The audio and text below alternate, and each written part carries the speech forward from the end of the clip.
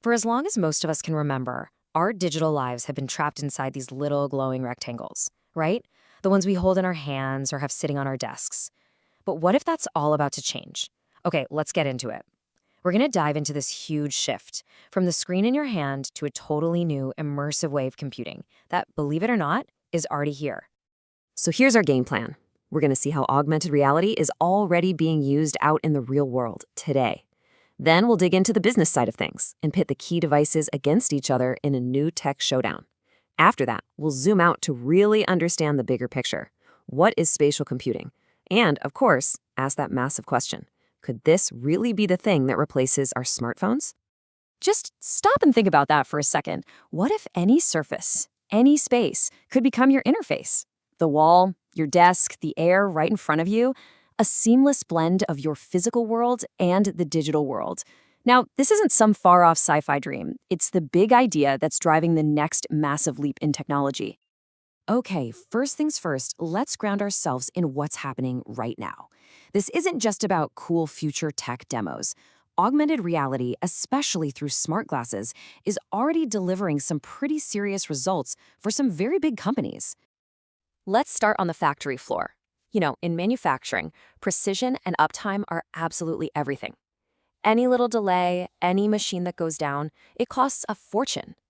And this is where AR is proving to be a total game changer, especially when things go wrong. So to see how this actually works, just look at the Clorox company. They gave their teams Vuzix smart glasses, so when travel got restricted, they could still run essential plant audits remotely. An expert, maybe sitting hundreds of miles away, could see exactly what the person on site was seeing and guide them through really complex checks. And the result? Get this, a massive 20% cut in machinery downtime. Audits got done in a tenth of the time. That's huge. All right, let's shift gears over to the automotive world. Modern cars are just ridiculously complex, right? So when a technician runs into a problem they've never seen before, getting an expert to fly out can take days. Well, AR is absolutely crushing that wait time. And this right here is a perfect example of the power of instant expertise. BMW rolled out RealWear devices to hundreds of their service centers. So now a technician can pop on the headset, keep their hands totally free to work on the car, and stream their point of view to a master technician. That expert can guide them through the repair and even pop up schematics and diagrams right into their field of vision. Up to 75% faster? That's a crazy leap in efficiency. Now for an industry where every single second literally counts. Healthcare.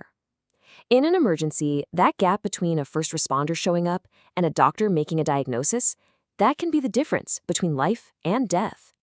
This is just incredible. At the Chimay Medical Center in Taiwan, paramedics out in the field are using Vuzix smart glasses to stream a patient's condition directly to doctors in the emergency room.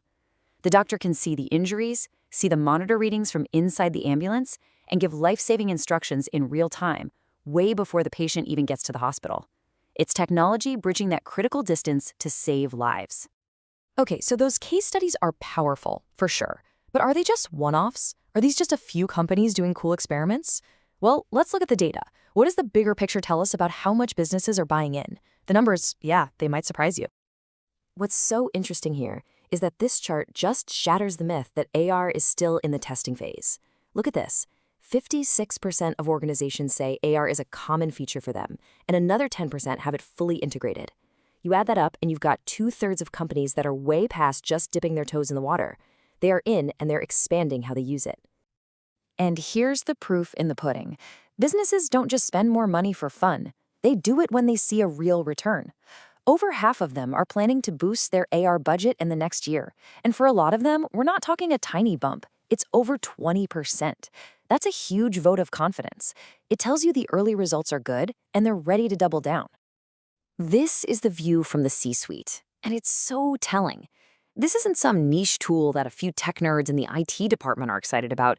Over 60% of actual executive leaders see AR as a core piece of their entire digital strategy. It's being put on the same level as things like AI in the cloud. That's a fundamental shift. So if businesses are all in, what are they actually using?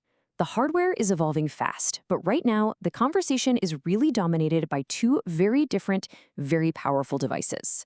It's time for the new tech showdown.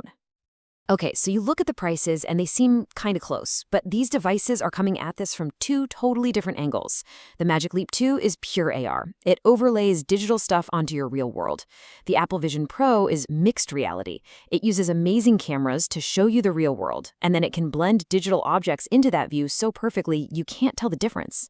And look at that jump in resolution on the Vision Pro. That's key to how immersive it feels. Meanwhile, Magic Leap's special trick, dynamic dimming, is crucial for making those digital overlays readable in a bright factory or operating room. This really gets to the heart of it. Think of the Magic Leap 2 as a specialized industrial-strength workhorse. It's built for a surgeon who needs to see a 3D model of an organ, or an engineer who needs to see wiring schematics on a jet engine. The Apple Vision Pro, on the other hand, is the creative powerhouse. It wants to completely redefine how we work and play, turning any room into an infinite desktop or an immersive movie theater. One is a precision tool. The other is a whole new canvas. So we've been talking about AR, and we've mentioned mixed reality. But these are all just pieces of a much, much bigger puzzle. The umbrella term, the name for this entire technological shift, is spatial computing. So what the heck is it? Well, spatial computing is when the computer actually understands the world around you. It's not just showing you a picture. It's using AI and cameras to see your room, to map it, to understand the objects in it and where you are. And because it understands the space, digital things can interact with the real world in a way that just feels right. Let's break that down and make it simple. First, the device uses its sensors to see and map out the environment, kind of like our own eyes do. Second, it blends all that cool digital content into that space. Third, and this is the magic part, you interact with it naturally. No more mouse, no more keyboard, just your hands, your eyes, your voice. And what do you get? The fourth step, a spatial interface. Your desk, your wall, the air in front of you, it all becomes your computer. And all of this leads us to the ultimate question. If this new way of computing is so powerful, so intuitive, could it actually replace the single most dominant piece of tech in our lives? Just think about the big shifts we've already lived through. First, there was the desktop era, when computers were chained to our desks. Then came the mobile era, which put a supercomputer in basically everyone's pocket. Each step made computing more personal, more accessible. So the argument is that this spatial era is the next logical step. It takes computing out of our pockets and weaves it seamlessly into our world, into our senses. And this is not just some wild hypothetical question anymore. You have major tech leaders, industry analysts, seriously predicting that within a decade, we might look at pulling a phone out of our pocket the same way we look at using a dial-up modem today. The arrow seems to be pointing in one direction. So why would this happen? Well, because it solves some of the biggest problems with our current devices. Our brains are built for a 3D world, so interacting with gestures is just more intuitive than tapping on 2D glass. And maybe the most important reason, it lets us access all our digital stuff while staying present, looking up at the world and the people in it, instead of always looking down at a screen. So, let's end on this thought. The last two computing revolutions unlocked waves of creativity and innovation nobody could have predicted. I mean, the mobile era gave us everything from ride-sharing apps to instant global communication. So what happens next? What kind of art, what science, what new ways of connecting will we all invent when our entire world becomes the canvas?